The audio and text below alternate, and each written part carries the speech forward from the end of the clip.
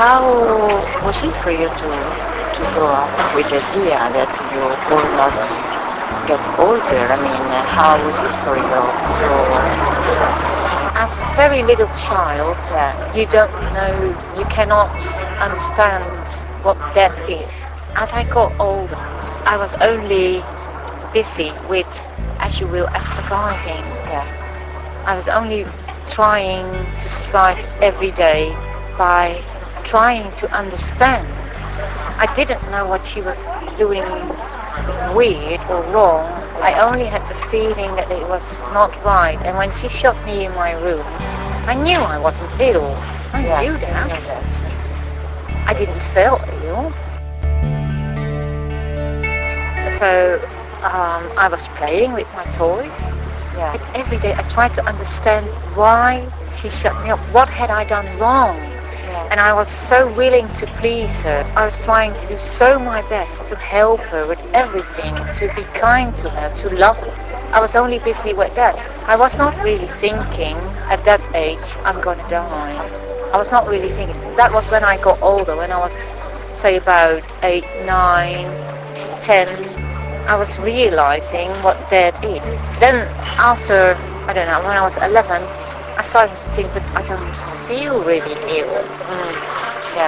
So it is an awareness, because going dead or dying is such an abstract thing. So I was really confused.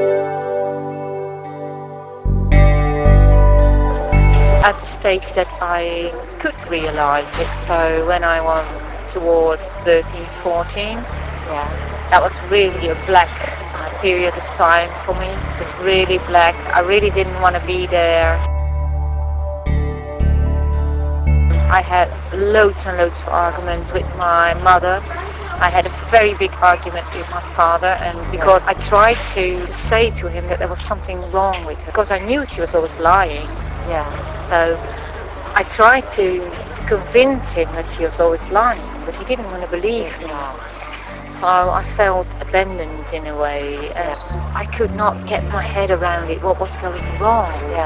And that was the hard thing. So, and that insecureness, that feeling alone, I was teased by other children a lot because they also didn't understand.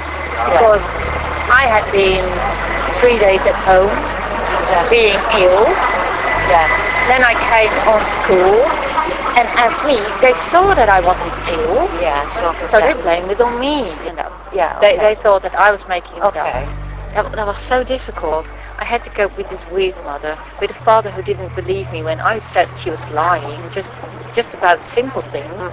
At school, I didn't like anybody because nobody liked me. And the only thing I wanted was boyfriends, because then I had an arm around me. And so at a very young age, my other students, they called me a boor. But I didn't have sex, no, you were a boy. Yes, that's what they say. And people are very cruel. So it was very black, because there was no future for me. I had no future. I was gonna die anyway. So I had no future. She took me my future. Because I've never ever lived, because most children, they think, when I grow up, I want to have a family and I want to have kids. But I never thought of having a family, because I never thought growing old. And we lived next to a railroad crossing. So many times I've stood there, so many times I thought,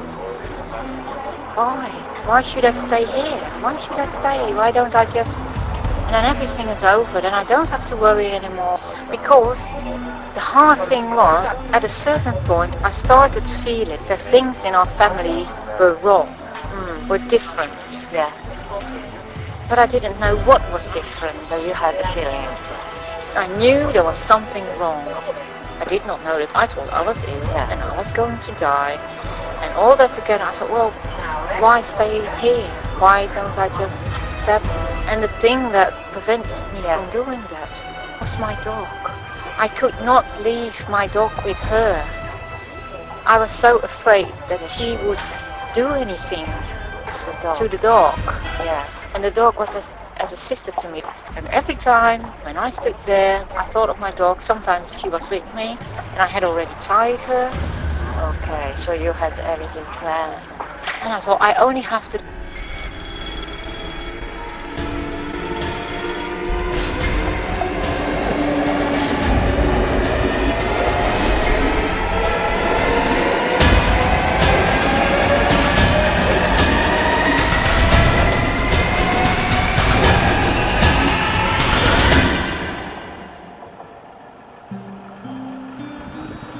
And I was looking and I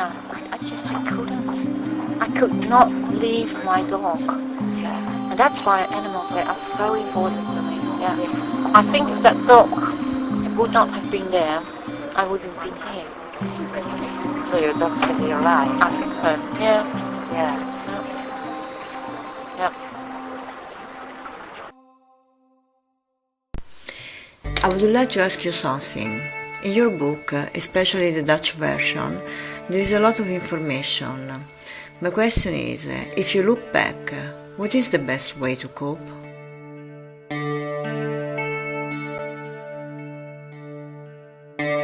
It depends. Are you talking about the victim or about the father, for example? Because there are a lot of fathers who feel so betrayed and who feel so guilty. The father doesn't play the role that he should play. He thinks that he's doing good, but he's lied to.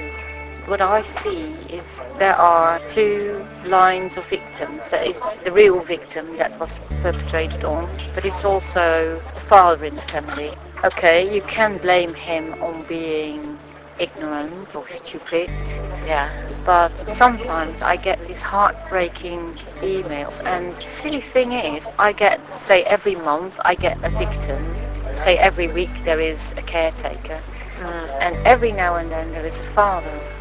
And although with victims, yes, it is awful what they had to cope with, but sometimes I can cry at the emails of the fathers. It's so high.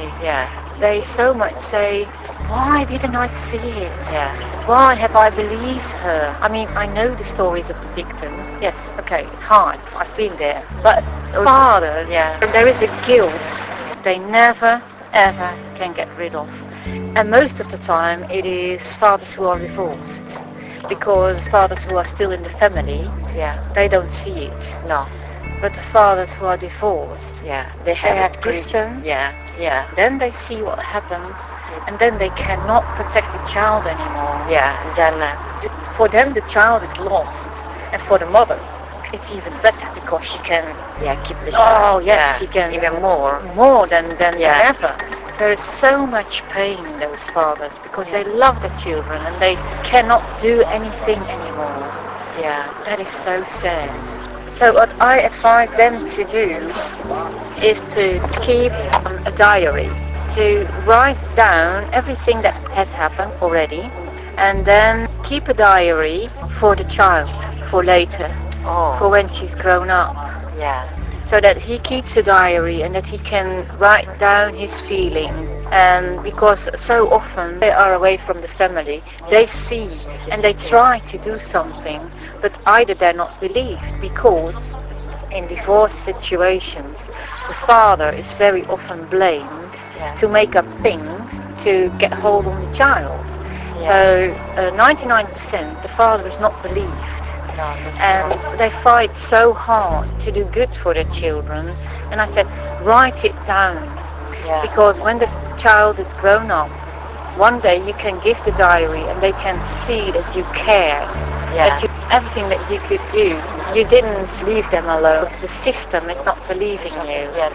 And I think that is very important, because then the child later can choose to look up the father. And for the victim, I think you can only process something like this if you get your acknowledgement. So for me, in 2004, there was hardly anything in Dutch, but hardly anything in English to find on the internet. And I found Julie Gregory. She was the first American to write about it. Awful story also. And when I emailed her, she was so kind to respond. So that's why I keep responding other people, because I know you need the acknowledgement. You need somebody who says, been there, done it, seen it. You're right. You're not stupid. You're not crazy. So it is very important that there are people who confirm what happened to you.